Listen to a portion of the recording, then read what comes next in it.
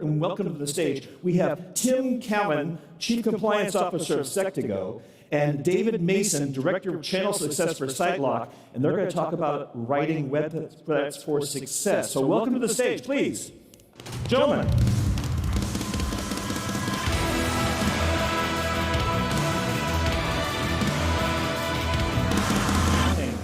Thank you very much. Hey, thanks for coming out so early. So I am Tim Callan, and David Mason is David Mason. I'm David Mason.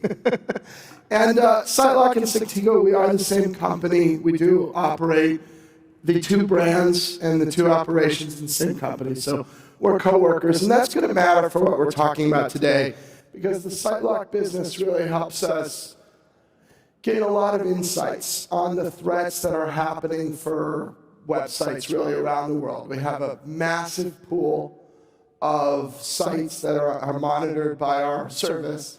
And one of the things we can do is we can see the real numbers of what's really happening out there in the world, right? And we're pretty uniquely positioned to do that. So one of the things we do is we put together a report every year of the threats that are out there, and the 2022 report has just come out. And what we want to do is share some of that with you today. And all of those threats and what we're going to show you represents a real challenge for small businesses, because they're not computer scientists, right? They're just trying to operate their small business. And yet somehow they're still under these attacks, and they need to deal with those. And that gives us, this community, an opportunity to help them, essentially. And it's No, definitely. And then as we look at that, we're going to take you through how at Sectigo and SiteLock we've taken that data and we look at our partner infrastructure and how can we pass down that education to those end users, and how can we show them that threats they're under, because they're very reactive right now. If I get a malware attack, then I do something. So we'll walk you through some solutions we have there to take you and turn those into very proactive customers. And then we're going to show you how that can help you drive those conversions and those sales, but also provide that valuable education to your end users. Right. So let's start with the facts. And this is really some really interesting stuff. These are just some high level. Again, we have a whole report. I'll encourage you to go get the whole report. But the numbers are going up more than ever before. And the big number at the top is the easiest one to see. On the average of the sites under our services protection, we are looking at 172 attacks per day. Now, I remember when we first got these data and we were working on the report, I said, are we sure? Because that does seem like a high number. You say, how is that really possible? And we're going to return to this, and we'll get into how that actually is possible, how it's possible that this many attacks can be happening, and how it's possible that the website owner might not be aware of them, right? But that's it. Like, those are the real numbers, because we measure them. And, you know, just look at some of these other stats. 61% of websites, nearly 2/3 of websites have been attacked in that time period, right? So this isn't just, there's this illusion that people have where they say, well, I'm not big enough. I'm just a little business. I'm not big enough. I won't be attacked. The fact of the matter is that any business of any size, any website, can be a victim of these cyber attacks. And again, this goes back to the nature of how they're going on now, the automated nature of it. And then we augment. We don't just pull data from our own service. We augment it with surveys to try to get at attitudes and plans and things along those lines. And so these two data points at the bottom come from the surveys, right? So part of what we asked is we went through and we said, what protections do you have in place? And it turns out that 90% of these small businesses, these websites, have gaps, have meaningful protection gaps that increase the risk that they're under as sites. And I think the second one is even more interesting. What they also don't have is a coherent strategy. And if you think about it, this makes sense. I'm running my small business. I'm expert at whatever I'm expert at. I have some kind of service, or I make rocking chairs, or whatever I do. And I don't have a cybersecurity strategy. I don't sit down and say, how am I going to prevent the bad guys from getting at me, right? And so these are the challenges. This is what hurts them. And of course, the stakes are higher than ever before. We all know this, right? It's harder and harder to operate without a web presence being a central part of what you do, which means everybody's got one, and if something goes wrong with it, it's really going to hurt you. And so all of that builds up. And then the last one, I think we all thought, wow, is this stat on the bottom right? So again, based on our sample set and our research, we project that there are 4.1 million malware sites that are infected with malware right now today. So it's huge, it's rife, and it's very important. Now, why is this going on? The reason it's going on is because the nature of these attacks has evolved over time. So traditionally, in the old days, it was kind of a simple world. And securing your website was putting an SSL certificate on your website and getting on with things. And I'm sure we all remember that. Those certs have been around for a long, long time. But what's happened is over the years, the breadth and variety of the threats really has evolved, right? And so we're seeing a broader set of attacks that are potentially coming on a site than ever before. And all of this is automation driven, and we'll return to that. So you can't just focus in on one little thing. You can't just say, okay, I have an encrypted tunnel, problem solved, right? That's a very 1999 kind of attitude. And it just doesn't work today. Today I'm worried about website defacement, I'm worried about malware attacks, I'm worried about cross-site scripting, I'm worried about DDoS, I'm worried about a broad variety of other things. And all of these things can come and hit me. And if you look at this timeline, you'll see, kind of over to the left, it's all homogeneous. It's really about SSL. As we move to the right, the variety, and if you see all those yellow things showing up on the right, the variety of attacks increases. And the breadth of what they might go through increases, to the point now where what you really need to do is you need to have a comprehensive approach that's proactively protecting your website against the various threats that might come your way. So, how we know this? How we know this is we actually have a sample set of 16 million. So we have an end value of 16 million. It's pretty high. And how that breaks down is there are 14.2 million businesses that are using our SiteLock service, of which 1.8 million are using them on multiple sites. Add those two together, you get to 16 million. And this is a really big number. We have the largest database of malware hashes of anyone in the world, by way of example. So we really have a very robust set to draw on when we take these numbers together. And also what's interesting is look at the breakdown of open source versus non in this particular thing. 95% of these sites use WordPress. 90% of these sites use WordPress. Another 5 use Joomla. We have 95% open source. And this is very important because that's a lot of where the problem comes from. We have these very variable kind of CMSs that people might be able to use. I get these things like WordPress, and I just load them up with plugins, right? How many plugins are great? Because I can take a plugin, I can put it in, I get instant functionality. It's fast, it's easy, it's cheap. I don't have to write my own code. Plugins are awesome. So we see sites use lots and lots of plugins, and then the problem with that is, there's more than 50,000 WordPress plugins out there. So the problem is, how are you going to make sure all of those things are current? How are you going to make sure they're safe? And it gets what we like to call the update this, upgrade that problem, right? Which is I'm supposed to always monitor these things. I'm making sure they're current. If there is a vulnerability or a problem or something along those lines, somehow I'm supposed to detect that for the dozen plugins that I'm using and make sure that they're updated and current. And they don't. They don't, right? And so it leaves vulnerabilities for them. It leaves holes and gaps. And this is something that can come along and really hurt a business. And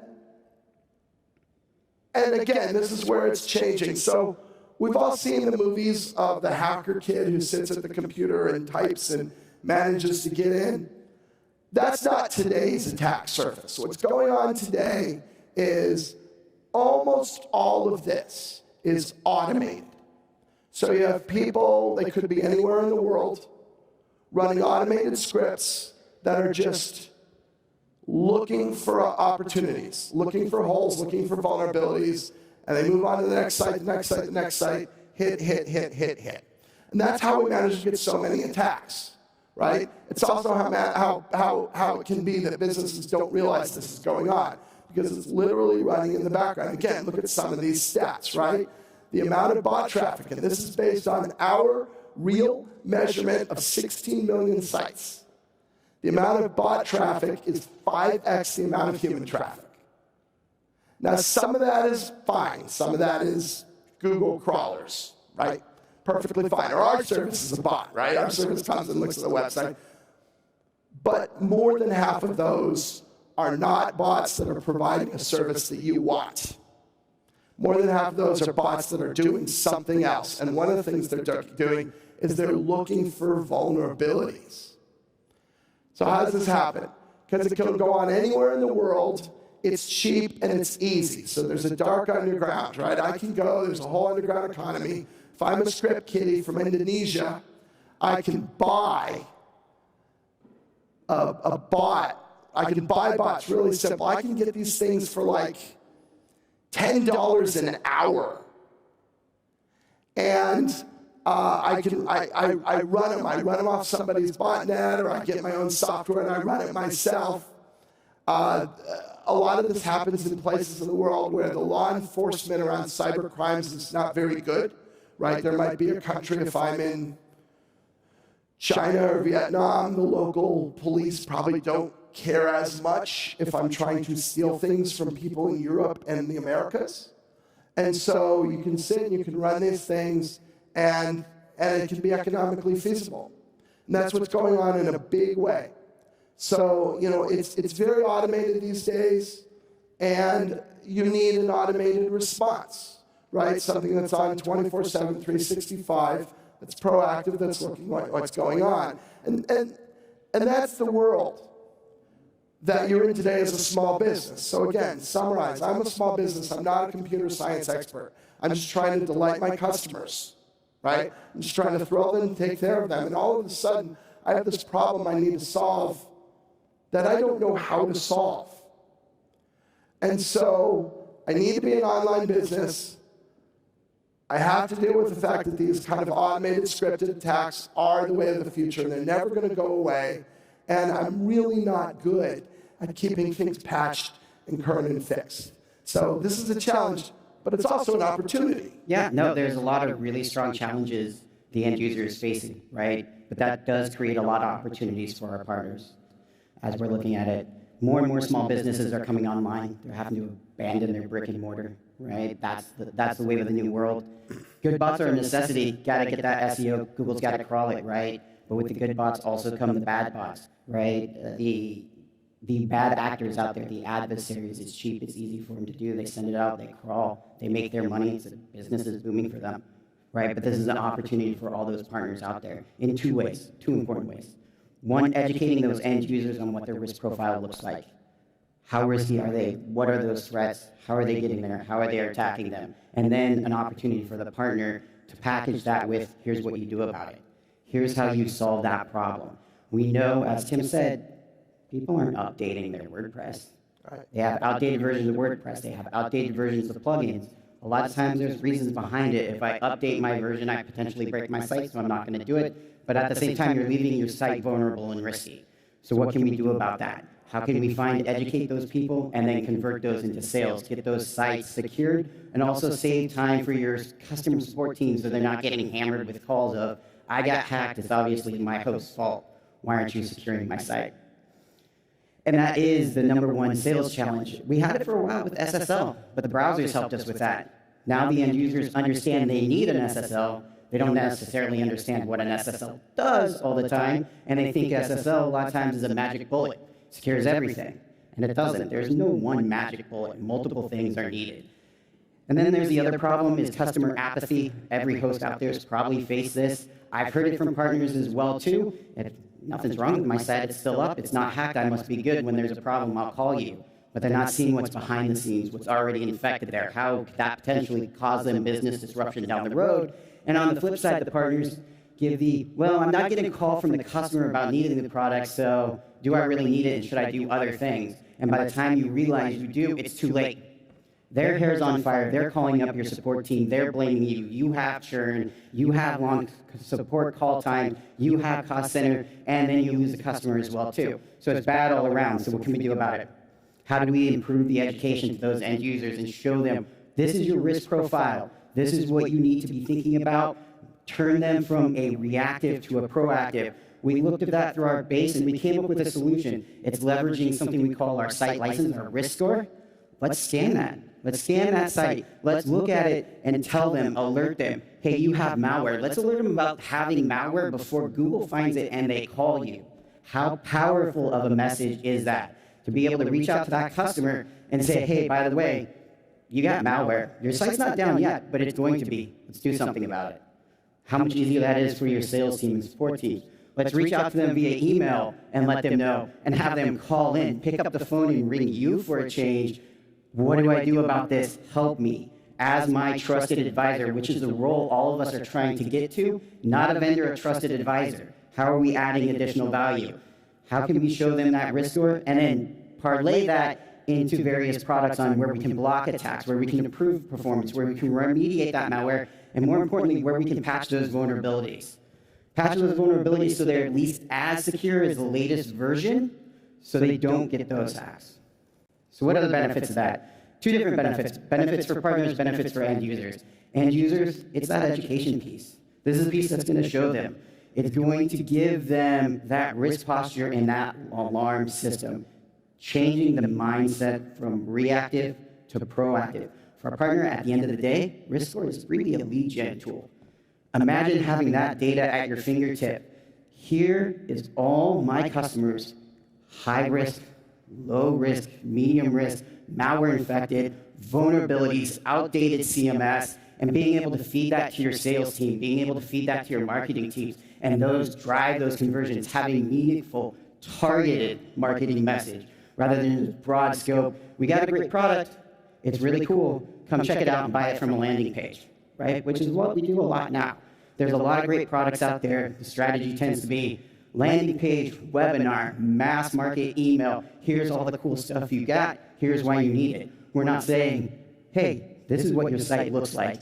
These are the things wrong with it. Now let's talk about what to do with it. How does a risk score do that? So it is a low, medium, high risk. That's what we're providing. Where do they land on that risk posture profile?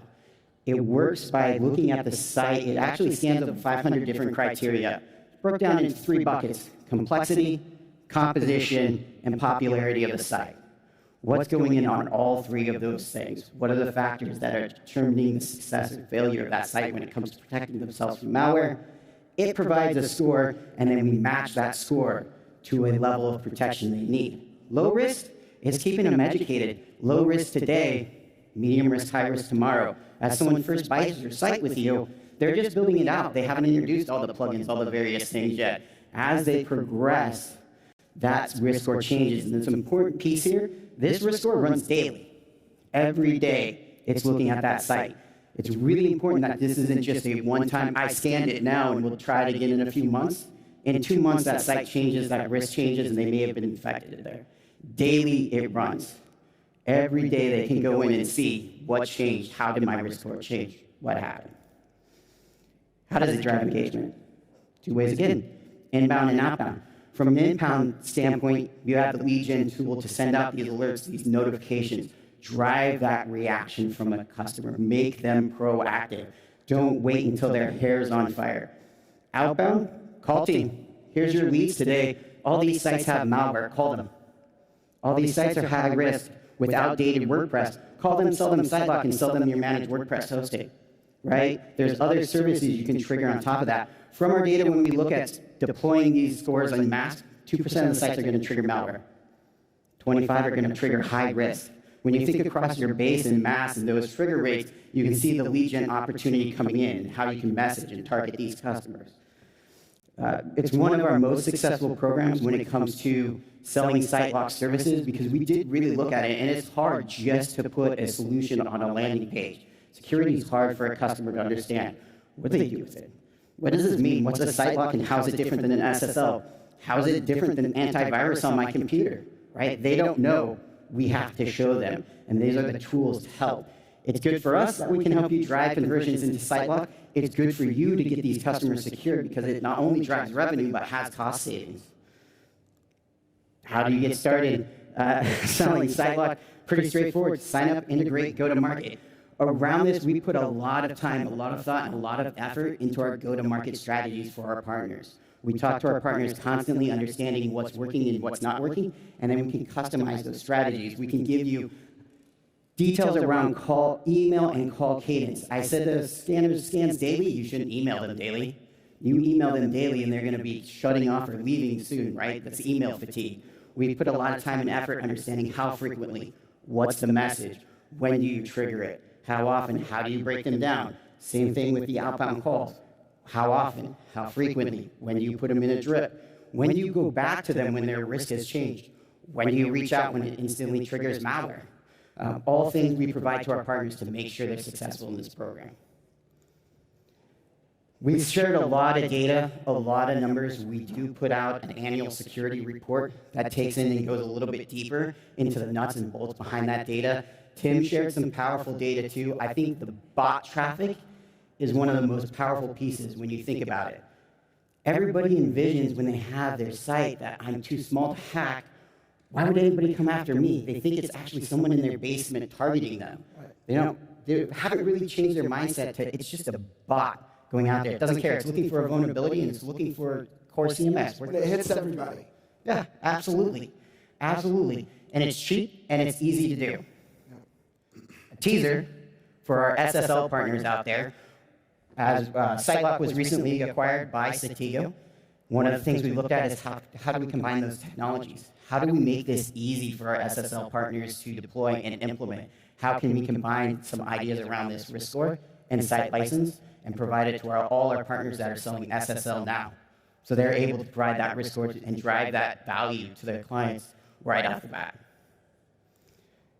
Want to find out more? Definitely come see us in the VIP lounge. We're happy to talk about this all day long, as much as anybody wants, answer any additional questions. Yeah, and speaking of happy to talk about things all day long, just hang on to it. I need to take a minute to pitch our podcast. So we do have the world's only podcast that's dedicated to the topic of digital certificates, cryptography, and PKI. So if you want to understand what's going on in the world of SSL, how it's changing and stay current, please come listen to Root Causes. Just if you search for Root Causes PKI, you'll find it. Wherever you listen to podcasts, we have hundreds of episodes. We're putting up something almost every week, and we go deep dive into a lot of topics like the ones you heard today. So it'd be really great to come join us, and you can learn more about what's going on. And yeah, we look forward. Please come to the lounge, and we'd love to talk to you there.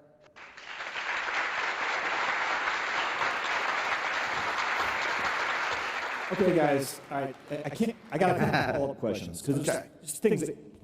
First of all, this I got two things. First thing is this: you talked about how it scans the site daily, right? Mm-hmm. If some of these guys out here in shared hosting environments, they have thousands of websites on a single server instance. What's the impact on a resource perspective of that scan? Great question. So I'll cover a couple things in that. So to deploy the scanner, all you need is the domain name. It's an outside scanner, so the resource impact is the same as Google crawling your site. It's minimal to none. They won't notice it. And it's designed that way on purpose. We don't want to be invasive to the site or cause any slowdowns to that site, but we want to scan that core data. Perfect. And the follow-up question, you mentioned something that was actually very important. It wasn't just the browsers. It was the community supported the Let's Encrypt project that allowed SSL certificates to be disrupted. And then the requirement for SSL. And then, Google followed up with that with their page speed insights, and now they're weighting people based upon the performance of their site. Do we see, I don't know the answer to this, I don't have an opinion yet, but I kind of hate top-down driven solutions, but is there a thing for these big guys to play for us in helping get websites safe? Yeah, I'm the same way with the top down. It did help a lot with SSL, and yeah, well they do a little bit of that now, right? If you think about Google and your site has malware, you get blacklisted. Yeah. Unfortunately, that's a very painful lesson. You spent all that money on SEO, you get malware, you didn't know about it, you got blacklisted. It's actually harder to recover that than it was to build it in the first place. So a painful lesson, that's why us as a hosting community need to take that on and educate those clients and get them to be proactive and understand it from a bottom-down strategy rather than relying on getting hit over the head with a hammer, because Google's not taking that call. The hosts are taking that call. That poor CS guy in there is on like a 2-hour call on how he got malware when he's the one that installed the outdated version of WordPress and put the application on it. Right? The host didn't do it. They made it available to him, but they get to take all the flack for it. Good. Guys, Tim, David, thank you for your time. Everybody, thank you. Thanks, everyone. Nice. Thank you very much for your time. Appreciate it.